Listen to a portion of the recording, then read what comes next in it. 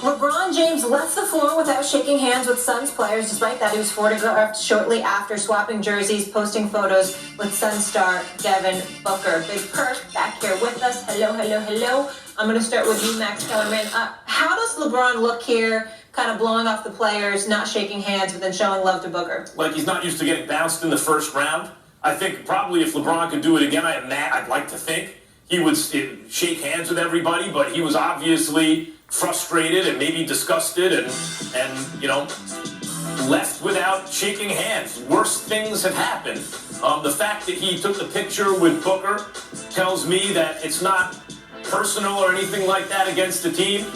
He was not happy about the Lakers' performance. And by the way, guys, the Lakers should have been left for dead at half, right? They're losing by almost 30. LeBron on a bad ankle without AD. When the Lakers had basically run up the white flag, brought them all the way back to single digits. It was a misstep, not the end of the world. It was a misstep. It wasn't the end of the world, but we have to point it out because if it was anybody else of significance, we would have pointed it out with them.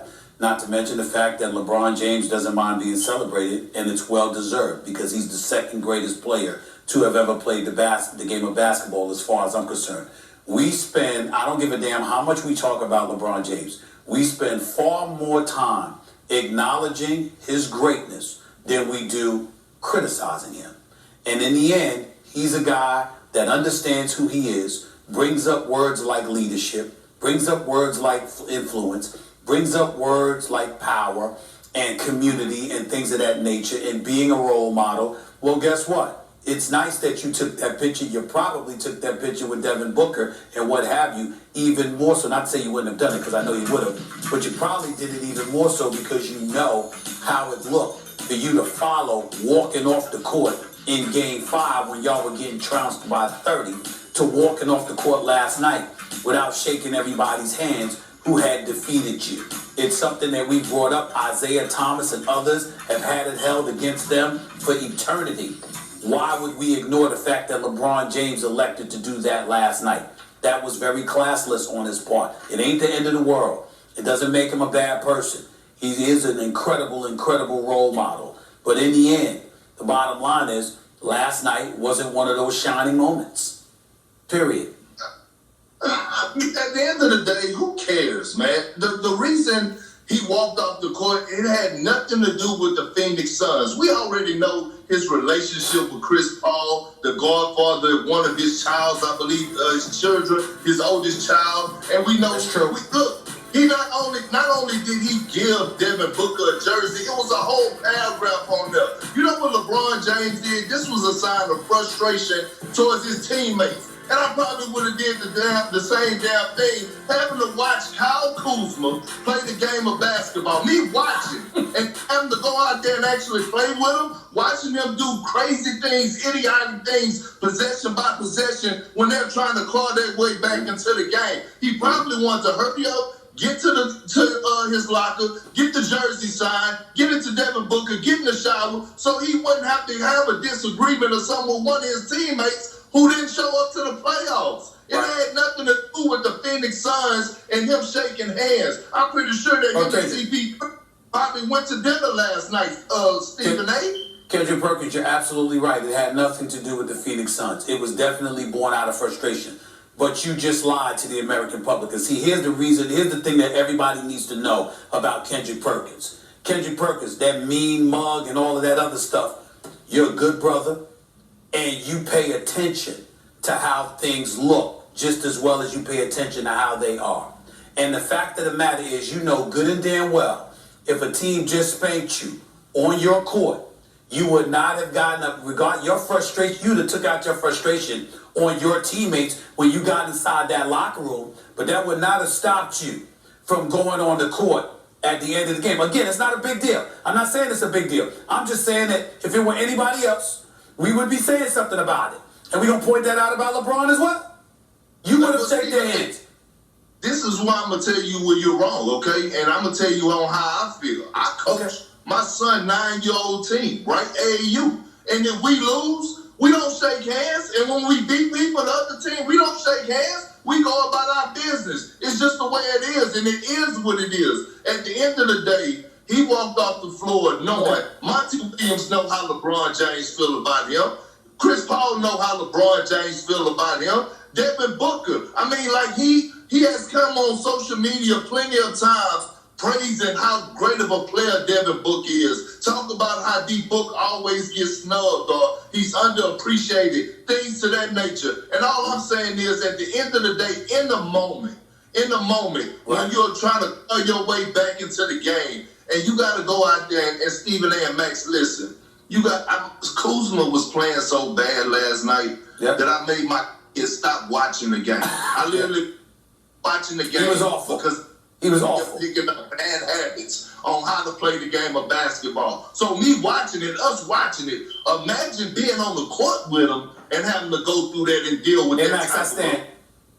Max, I stand corrected. I stand corrected because Kendrick Perkins was a part of those Boston Celtics team, including one that lost to the Miami Heat. And KG walked off the court. And KG wasn't trying to shake their hands at all, where Ray Allen stayed on the court. So you had teammates that would do something like that. I feel you. I got it. Can I just say two random things that came to my mind here? First of all, I'm surprised the 9-year-olds don't shake hands, but then the other thing I'm thinking is, why are we still shaking hands? I thought we're in a pandemic. Actually, I thought we're not supposed to do that anymore anyway. Hey, you know what I think? It's 100% open in Texas. I mean, I don't know about different other areas, but in Texas, everything is 100% open. It's capacity. You know what I think the news is out of that segment? You have Stone playing against 9-year-olds? What are you trying to do, Kendrick Perkins? You got Stone in a league with 9-year-olds? Come on. It's not even fair. Stone playing against 9-year-olds? Okay. I'm being told that I'm supposed to ask if LeBron and AD will win another chip together, Perk. I really want to ask you why you're teaching them not to shake hands, but I will listen to my producers. And I will go to you first, Stephen A. Do you think they can? I think they can, but I don't believe they will. I said it on Get Up this morning. I'll say it again. I think the Lakers' run is over. I really, really do. Anthony Davis and LeBron James will be back, and they'll be lethal, but it's a byproduct of the style of play that exists in the NBA and the people that are coming. Klay Thompson's coming back healthy. Look out for Golden State. Utah is not going anywhere. They're going to be here. Jokic is that dude, and Jamal Murray is coming back healthy, and we've seen the ascension of Michael Porter Jr. We're living in a perimeter-oriented time where you know a lot of success is predicated on guard play and your ability to hit perimeter shots, and by the way, your ability to hit free throw shots as well, which all of those dudes can do. Then we look at the East, KD, Kyrie, and James Harden.